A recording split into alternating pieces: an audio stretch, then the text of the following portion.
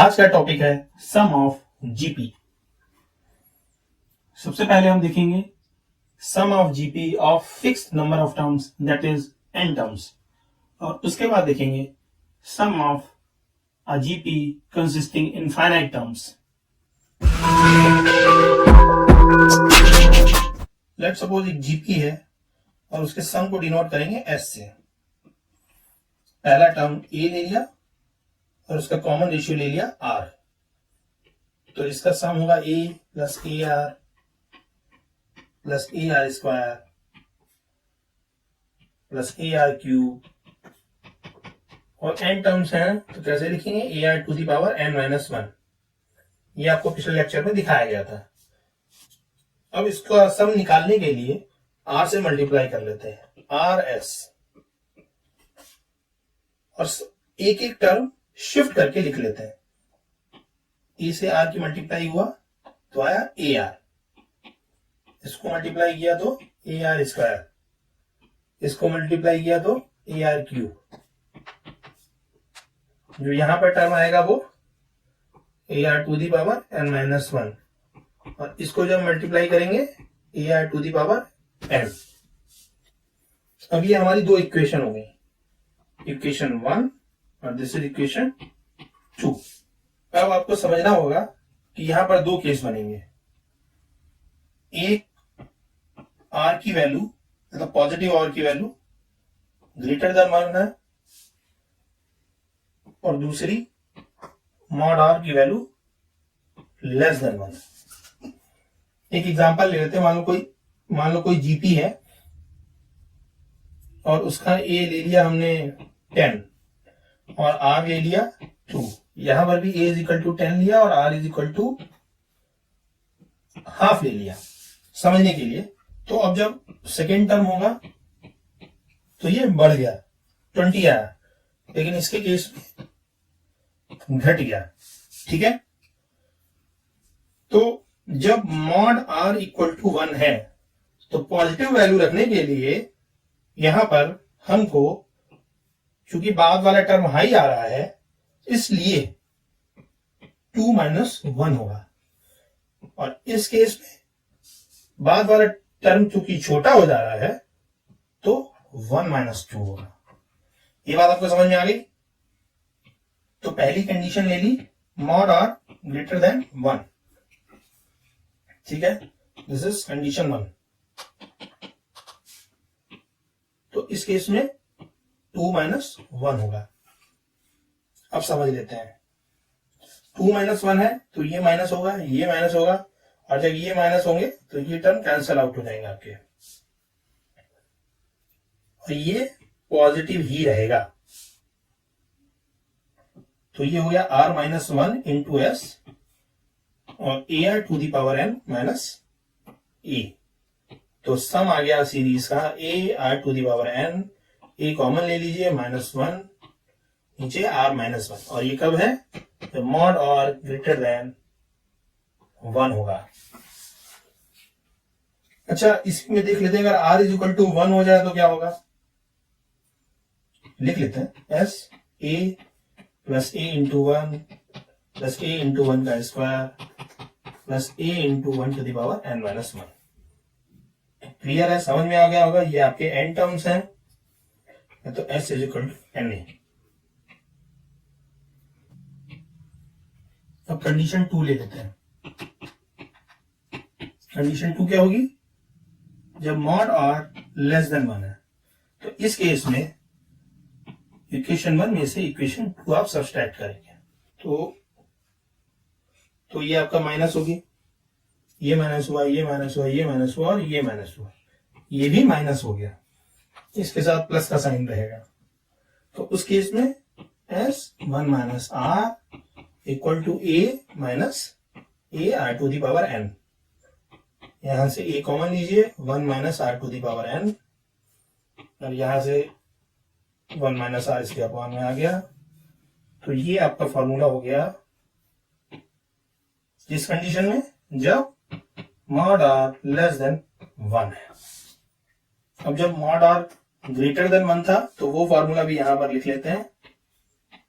उसकी जब सिमिलरिटी रहती है आसान पड़ता है याद रखना, और मेरा उद्देश्य यही रहता है कि आपको कम से कम याद रखना पड़े, कम से कम मैथ के सब्जेक्ट में।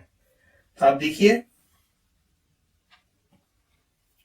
अगर r लेस देन 1 है तो हमने 1 से घटाएंगे, तो देखिए 1 से घटा दिया, और ऊपर भी 1 में से घटाया है क्योंकि ये छोटा ही आएगा। हाफ की वैल्यू कितना भी बढ़ाते जाए, हाफ को कोई भी पावर देते जाए, ये 1 से बड़ा नंबर रहेगा हमेशा। 2 रहेगा, 4 रहेगा, 8 रहेगा अगर पावर 2 हो तो। उस केस में ऐसे फॉर्मूला लिखा है, और चूंकि r जब ग्रेटर देन 1 है तो हमने r में से घटा दिया, r में से घटा दिया तो देखिए ऐसे लिख दिया, तो ये सिमिलर रहेगा एकदम। अब इन्हीं दोनों इक्वेशंस के माध्यम से देख लेते हैं sum of infinite terms while the terms are in geometric progression। तो जब इनफाइनाइट टर्म होंगे तो n कुछ नहीं होगा, n नहीं होगा उस केस में, तो इसको हटा देते हैं। तो ये आपकी इक्वेशन 1 हो गई, और ये हो गई इक्वेशन 2। इसमें एक टर्म और लिख लेते हैं।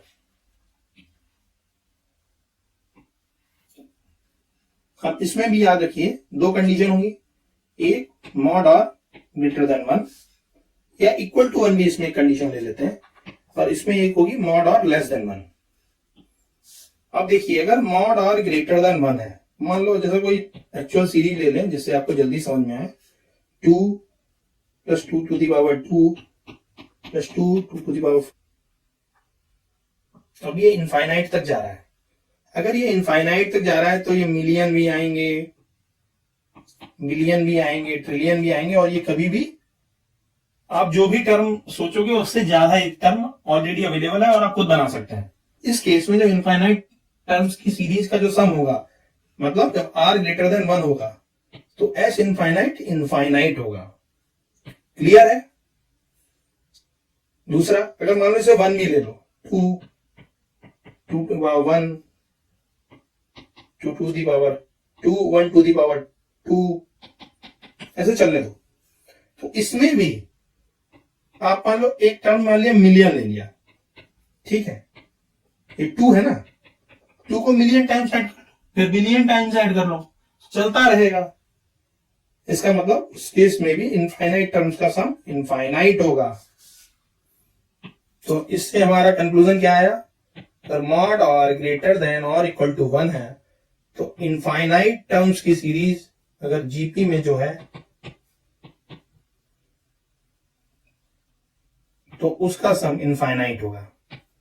क्लियर है? तो इसका मतलब है कि हमको जो कैलकुलेशन करनी है इनफाइनाइट टर्म्स ऑफ सीरीज की, वो हमेशा मॉड आर लेस देन 1 के लिए ही करनी है। ठीक है, क्योंकि अब चलो इसमें भी देख लेते हैं, 2 + 2 लेट्स सपोज हाफ ले लिया, हाफ का स्क्वायर ले लिया, ठीक है, ऐसे। तो ये टर्म्स लगातार छोटे होते जाएंगे, इसमें भी एग्जैक्ट सम कभी नहीं आएगा।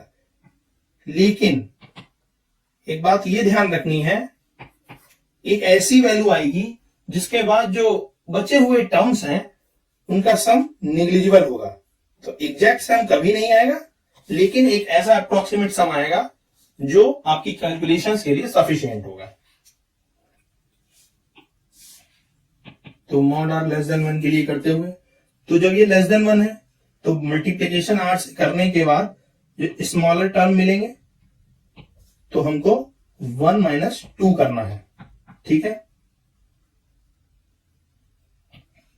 ये माइनस करना है, फिर ये माइनस करना है। ठीक है, जो भी टर्म आएगा उसके कोरस्पॉन्डिंग एक टर्म मौजूद होगा, तो इसका मतलब है ये सारे बाद के टर्म जो ये जितने भी इधर आएंगे वो सारे कैंसिल आउट होते चले जाएंगे। तो ये हो गया s - rs = a, s1 - r = a and s = a/1 - r। ये इनफाइनाइट टर्म्स के लिए है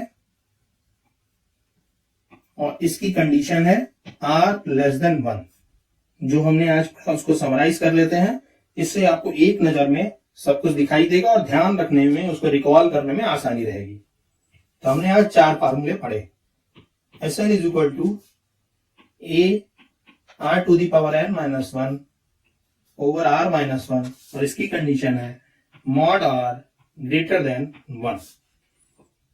एक Sn हमने पढ़ा, जब a 1 minus r to the power n over 1 minus r, जब मॉड r लेस देन 1।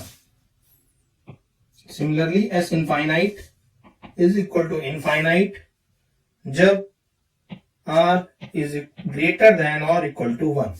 ये क्लियर है आपको? और s infinite is equal to a over 1 minus r जब मॉड r लेस देन 1।